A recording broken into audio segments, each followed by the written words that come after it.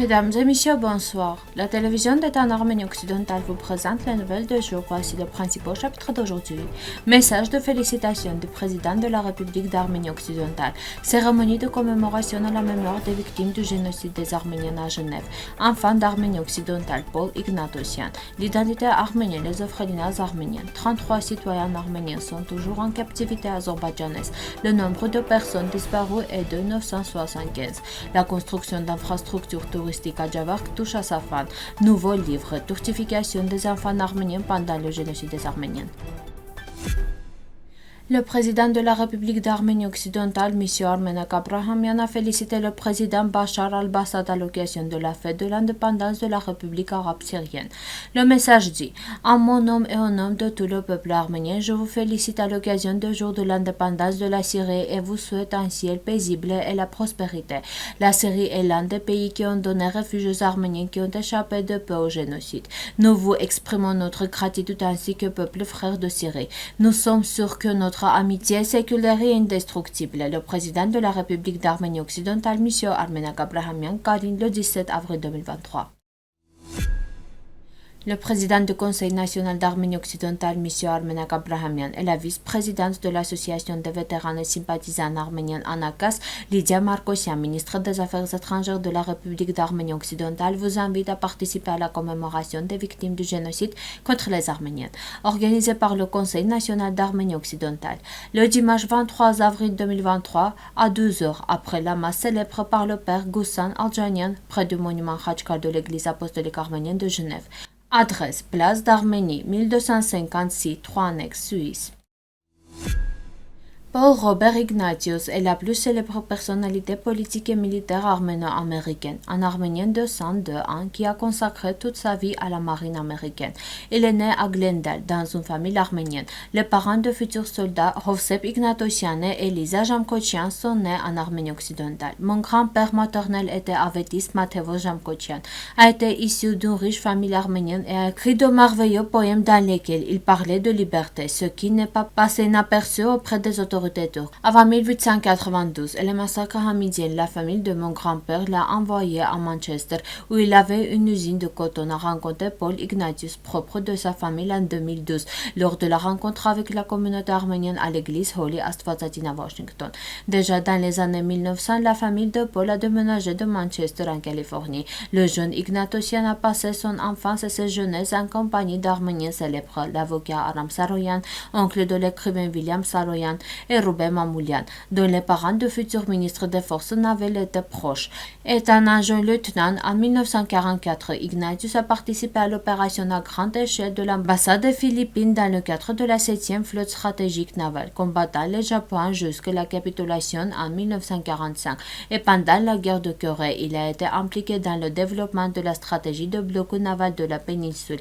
En 1961, après la présidence de John Kennedy, il a occupé le poste de sous-chef d'état-major des forces armées américaines. Quelques années plus tard, sous la présidence de Lyndon Johnson, il devient secrétaire de l'US Navy et occupe ce poste jusqu'en 1969. C'est durant la période d'Ignatius que le marine américaine a enregistré un nouveau niveau de développement de nouveaux dragueurs de mine et en 2013, les dragueurs de mine DDJ 117 de la classe Harley Book de l'escadron ont reçu leur nom en l'honneur de Paul Ignatius. Le 1er octobre 1973, sur ordre de Richard Nixon, le général de l'US Air Force, Derenik Tashichian et Mikhail Tashichian ont reçu le grade le plus élevé de général de brigade de l'US Air Force. Ce jour-là, Paul s'approcha de son parent et ami et lui demanda « Mick, qui sais-tu de l'Arménie ?» Mick a répondu « Seulement ce que mon père ne cessait de répéter. Un jour, nous reviendrons certainement chez nous. » C'est ainsi que s'est terminée la conversation entre deux brillantes personnalités militaires, le ministre de la Marine américaine Paul Ignatossian et le général de brigade de l'US Air Force Mikhail Tashichian. Malgré son âge, Ignatius prend souvent la parole sur diverses plateformes arméniennes aux États-Unis avec son fils David Ignatius, qui est un journaliste bien connu et théoricien de Washington Times. Les détails de chaque enfant évacué d'Arménie occidentale ont été enregistrés sur des listes établies par Kunstler qui ont été vérifiées au poste de contrôle de la police turque. Les autorités turques ont examiné les listes au motif qu'aucun sujet d'âge militaire n'a le droit de quitter le pays. Jakob Kunstler a été grandement aidé dans cette tâche difficile par sa femme, Elisabeth, qui a dirigé l'évacuation du deuxième groupe d'orphelins arméniens hébergés à Urfa. Le plus grand groupe d'orphelins, 5000 enfants déplacés de Kharbert et des régions environnantes en avril 1922. Lors de la relocalisation de ce grand groupe d'orphelinats, Jacob et Elisabeth Kunstler se sont arrangés pour qu'un orphelin adulte accompagne chaque groupe de 10. De cette façon, deux problèmes ont été résolus en même temps. Premier, le transport en toute sécurité de jeunes orphelinats sous la surveillance d'orphelins plus âgés a été organisé. 2.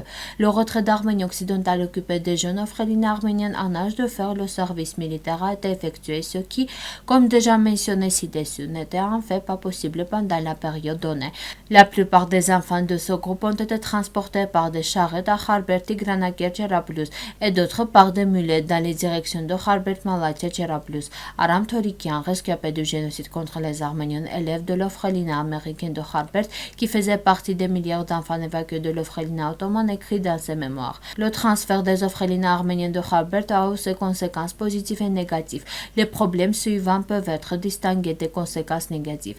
Le grand nombre d'enfants a rendu difficile le long voyage de 10 jours de Kharbert à Alep. Le transport en toute sécurité d'un grand nombre d'enfants est également un grave problème. L'article complet est disponible sur notre site web. Contrairement au point 8 de la déclaration tripartite du 9 novembre 2020, l'Azerbaïdjan continue de maintenir en prison 33 citoyens arméniens capturés. Ceci est indiqué dans le rapport sur le processus de mise en œuvre et les résultats du programme 2022 du gouvernement arménien. En 2022, selon le gouvernement, il a été possible d'obtenir le retour de 31 citoyens arméniens capturés. La plupart des prisonniers arméniens détenus dans les prisons azerbaïdjanaises ont déjà été condamnés pour diverses charges, allant du franchissement illégal de la ligne de front au terrorisme. Bakou a annoncé à plusieurs reprises qu'il avait renvoyé tous les prisonniers qualifiant de terroristes les citoyens détenus dans les prisons azéries. Dans le rapport publié aujourd'hui, le gouvernement arménien déclare qu'Erevan poursuit la question des citoyens capturés et de leur retour devant tous les tribunaux internationaux, y compris la Cour européenne des droits de l'homme et la Cour internationale de justice. La question des personnes disparues reste également importante dans les relations entre l'Arménie et l'Azerbaïdjan. La localisation de 975 citoyens est considérée comme inconnue du côté arménien. 777 d'entre eux à la suite de la première guerre de Karabakh, 196 à la suite de la guerre de 44 jours et 2 à la suite de l'agression de septembre, indique le rapport. Selon Yerevan, en 2022, l'Arménie a restitué à l'Azerbaïdjan 35 ossements d'Azerbaïdjanais présumés disparus et l'éventuelle localisation de leurs corps. Le gouvernement d'Arménie occidentale condamne une fois de plus fermement la politique génocidaire turque menée par les autorités de Bakou qui vise à exterminer la nation arménienne autochtone afin de s'emparer de son espace de vie. Le peuple arménien veut résoudre ces problèmes, mais au moment critique, il a un très fort instinct d'auto-organisation et d'autodéfense et ne tolérera jamais l'usage de la force et de la justice. Dans le cadre du projet financé par la Banque allemande, des infrastructures touristiques seront créées dans la réserve de Tetroboa du Parc national de Jawak. La construction a commencé en été 2022. Dans le cadre du projet, 3 chalets et leurs infrastructures connexes devraient être construits. Ensuite, les sentiers seront reliés et d'autres itinéraires touristiques dont un système sera créé. Il y aura une écurie, des installations d'équitation, une zone de feu de camp où vous pourrez allumer un feu de camp en toute sécurité afin qu'il n'y ait pas de feu, etc. Cet endroit est considéré comme une réserve car cette région pousse une fleur de valeur rare que l'on ne trouve qu'à 4 endroits dans le monde. La fleur s'appelle Jawak Pamparula. Le territoire de la réserve est de 3000 hectares. C'est un endroit riche en oxygène dans le Jawak montagneux. Le projet devrait être achevé cette année, mais désormais des conditions climatiques assez difficiles freinent la construction. Elle reprendra en mai. La Fondation Armenian Genocide Museum Institute présente au public lecteur la monographie collective récemment publiée Turkification des enfants arméniens pendant le génocide des Arméniens par des chercheurs de HCTI. Le centre de recherche de livres est le sujet du transfert forcé d'enfants arméniens dans le contexte du génocide des Arméniens, représenté par les disciplines juridiques, religieuses, idéologiques et historiques. L'auteur de l'avant-propos scientifique du livre est le Dr Narine Markarian, Déplacement de la violence génocidaire, dans le chapitre chapitre intitulé Les enfants arméniens dans le contexte du nationalisme racial turc. L'auteur Regina Galustian aborde les aspects raciaux du nationalisme du comité Union et Progrès, leur origine, analysant les programmes jeunes turcs de transfert forcé et d'assimilation d'enfants en ce contexte idéologique. L'identité religieuse nationale des enfants arméniens ciblant les jeunes turcs. Auteur Shushan Khachatryan présente l'aspect religieux et idéologique du transfert forcé d'enfants dans le contexte du génocide des Arméniens. Les efforts pour retourner ceux qui ont été déplacés par la violence pendant les années du génocide des Arméniens. Dans le chapitre L'activité d'une maison neutre, les co-auteurs Edita Gzoyan, Shushan Khachatryan et Regina Galustian discutent des processus de retour à l'identité des enfants après le cessez-le-feu à Moudros. Dans le cinquième et dernier chapitre, les enfants arméniens dans le contexte du déni turc du génocide des Arméniens, théorie, thèse et antithèse. Auteur Elina Mirzoyan présente les thèses, théorie et antithèse négatives des auteurs turcs concernant le transport forcé d'enfants dans le contexte du génocide des Arméniens. Le gouvernement d'Arménie occidentale salue toute initiative, et en particulier une étude à grande échelle qui couvre le déplacement forcé et la conversion du peuple arménien autochtone. Mais aujourd'hui, il est plus que vital d'entamer la question de réparation. Nous vous rappelons que Western Armenia TV a lancé une série d'articles consacrés à ce sujet que vous pouvez lire sur notre site web. Merci de votre fidélité. À la fin de notre émission, vous pourrez profiter d'une performance musique folklorique arménienne. Vous pouvez écouter la version complète de la musique sur notre site web.